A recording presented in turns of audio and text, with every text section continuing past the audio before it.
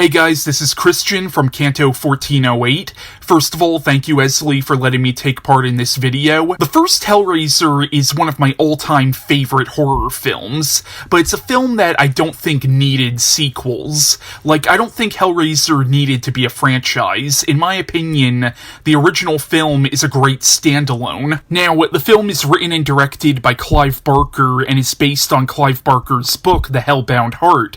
Now, I have read the book, and the book is actually quite different from the movie, which is surprising considering the fact that the movie's written and directed by the same person who wrote the book. Now, something I don't like, and I kind of blame the sequels for this, is how Hellraiser is kind of lumped in with a lot of slasher films, and in my opinion, Hellraiser, at least the first one, is not a slasher film. It's not a slasher film at all. I think it's a thought-provoking film, and I do think there are some deeper themes in the film. Really, it's a movie about desensitization. Like, Frank has seeked out every kind of pleasure there is, and he's become so, as I said, desensitized. He's become so jaded. And he's so desperate for the ultimate experience of pleasure that he's willing to seek out a pleasure literally from beyond our world. And this ends up biting him in the ass when the Cenobites give him way more than he bargained for. And something that a lot of people forget is that the Cenobites are not the villains of this movie.